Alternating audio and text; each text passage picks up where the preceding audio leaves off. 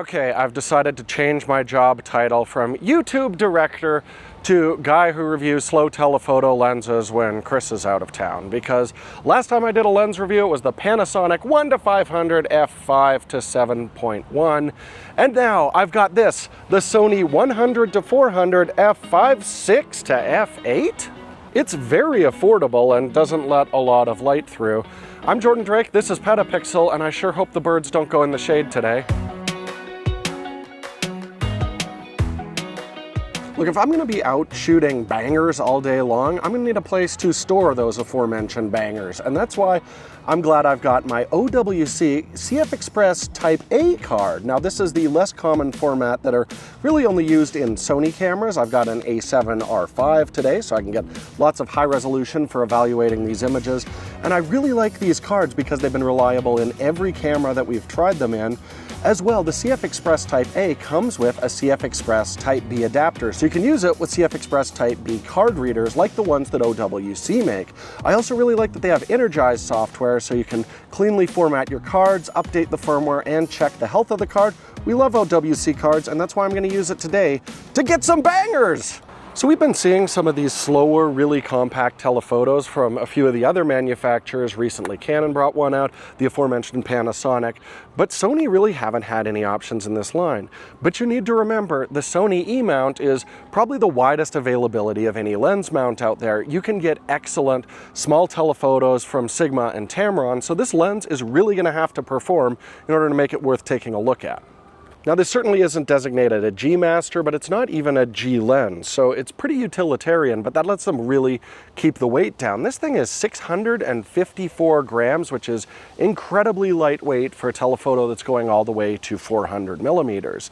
Now, looking at this lens design here, we've got actually a pretty well damped zoom ring on it, and we've got a pretty sloppy manual focus ring that kind of feels like shit. In front of that, we've got a plastic hood, which is included with the lens in front of a 67mm filter thread, which again is very small for a telephoto lens like this. We do have some custom controls on it though. We've got a custom button right on the lens barrel.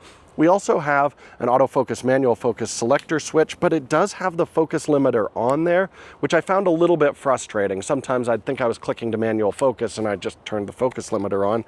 And we've got an OSS toggle switch. Yes, this lens is optically stabilized and it will work with your body's IBIS if it offers it as well. One thing I was surprised to see, despite the budget price, is we've actually got some little O-rings around the lens mount, and there is some slight weather sealing in this, so if you're out in a light drizzle, I probably wouldn't stress too much. Now, I'm out shooting in the Bridgeland area with my friend Levi Hallwell, who's helping to film this episode today, but earlier I took this lens out to Frank Lake to go try and get some bird shots, so you're going to see some of those samples in this video as well. Now, with a range like this lens is going to be used a lot for wildlife and sports, so the autofocus is going to be really important on it. And this does offer dual linear motors, but they're not the fancy pants XD linear motors that we see on a lot of the more recent Sony G Master lenses. So how does the focus actually move? Well, I think just because these lens elements are so small and light, the autofocus performance, as you can see here, is actually really snappy, moving from close to infinity. So I think the aperture is going to hold you back for a lot of fast action, but the autofocus motors won't. Other thing I really wanted to test was flare with a lens like this, because you never know when a bird's going to fly in front of the sun. And Sony has historically had really good coatings. This lens is no exception. I was actually really impressed shooting just straight into the sun like you can see here.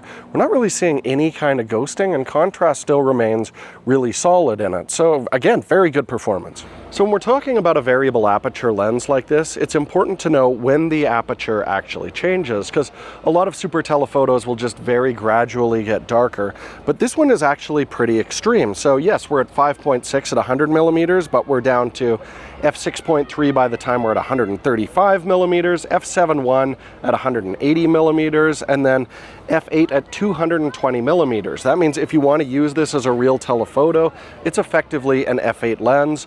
And I can say, shooting birds, shooting out on a bright sunny day like this, I'm constantly running 1600, 3200 ISO in order to get fast shutter speeds and freeze action. So you're going to get some noisy images if you're using this lens. There's something else about this lens that I found really interesting, but before I tell you, you're gonna have to watch an ad. B&H is a wonderful place to get pretty much anything you can think of when it comes to photographic gear, videographic gear, and professional audio equipment. They've got a huge store with tons of stock, and right now there's a really great way to buy stuff at B&H. Just get one of their Payboo credit cards because this gives you two big advantages. So first, you can buy all of your gear and save the sales tax. B&H will refund the sales tax back to you when you make your purchases. To check your eligibility for Save the Tax benefits, visit bhphoto.com/payboo, or you have another option. You can finance expensive purchases over 6 months or a year using your B&H Payboo credit card, and this just makes it a little bit easier to spread those costs over a longer period of time. But as always, remember that this is a credit card, so you want to use it responsibly, and you do have to get approved for this card. So to learn more, go to bhphoto.com/payboo. So look into getting your own B&H Payboo credit card today. It is provided to you by Community Capital Bank. And we're back, just in time to talk about the bokeh on this lens, and you might not be very concerned about it because it's a pretty slow aperture, but remember it's also a pretty big zoom range, so if you zoom in quite a bit or focus on a fairly close subject, you're really going to knock the background out of focus. And if you do, the bokeh on this lens is actually really nice. You can see, looking at the specular highlights here when we're wide open, there's a pretty strong cat's eye effect, but inside the bokeh itself, it is very clean. We're not seeing any onion rings in this, and just a very minor soap bubble effect. Stopping down the lens, we do still see a bit of the cat's eye effect, but again, very clean bokeh. And what that translates to is very smooth out of focus areas in the foreground and background. I actually really like the look of the bokeh from this pretty affordable lens. Now typically I don't expect much when it comes to close-up performance from these super telephoto lenses, but this is actually surprisingly good at the telephoto end. So if you go to 400 millimeters, you're getting just under half life-size magnification on this, and because it's at the telephoto end, you get a pretty good working distance. So right about there, I'm focused on the flowers, so if you're doing like insect work, things like that, you're going to stay nice and far from your subject and you won't cast a shadow on them. So in a pinch, it's actually a pretty good little macro performer. So let's say you're walking around on the street with a lightweight lens, having a great time, and suddenly you run into a giant silver ball. You're going to want to take a picture of that giant silver ball, and you're not going to want a soft picture, you're going to want it to be sharp. So let's talk about the resolution of this lens. Now, starting at 100 millimeters at 5.6, where you're probably not going to use it very often, the results are quite good. Looking at the center here, you can see a good amount of detail. We don't see a huge improvement when we stop this down to f11. Jumping over to the corners, a tiny bit of softness compared to the center, but still really good results. And again, stopping down the lens doesn't make a huge difference here, but where you're going to shoot this primarily is at 400 millimeters. So let's take a look at 400 millimeters at f8. In the center here, you can see it's a pretty good performance. Actually, quite a bit of detail even on this 60 megapixel camera. When we stop down the lens, we do see a little bit of improvement, mostly in terms of contrast. But looking over at the corners, here you can see we do get a little bit of softness there.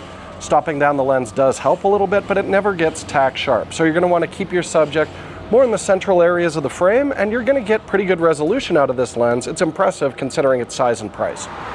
Okay, so should you actually take a look at this lens? Well, I think it really depends on how important the price and the portability is going to be for you. Because Sigma has an excellent 100-400 with a faster aperture, but that's going to cost quite a bit more, and it's almost twice the weight of this lens. As well, Tamron has the excellent 150-500, exact same story. It's going to be quite a bit more expensive, and it's a hell of a lot bigger. So this really can carve out a niche for itself if you're willing to work with the very dark aperture. I would just treat this as being an f8 lens. And if you do that, technically, it's a pretty good option for a good price. But when I was out there shooting birds or trying to capture any kind of action with a fast shutter speed, I was constantly finding that the high ISOs were really degrading my image quality. That's the trade-off that you'll have to make with this new Sony lens, but if you're looking for a light super telephoto, I certainly wouldn't steer you away from it. Anyways, thank you for watching my look at the latest Sony optic, and don't worry, no more of my face. Chris is going to be back next week, and we're going to be filming the show in beautiful British Columbia as well. We're going to be recording a podcast there, if I remember all the pieces that I have to bring. So you can watch that on this exact same YouTube channel or listen to it on all of your favorite podcasting apps. And a little favor, we just released a massive trail camera episode exploring New Mexico. You should definitely take a look at that if you haven't already. And if you want to support the work we do, well, the best way to do that is with a PetaPixel membership. Look at all of these perks, endless perks for $3 a month or $30 a year. So you don't have to do it just to support us. It's a sweet deal for you as well. But thank you so much for watching. I already said that, so I'm going to leave now. This has been Jordan Drake with PetaPixel.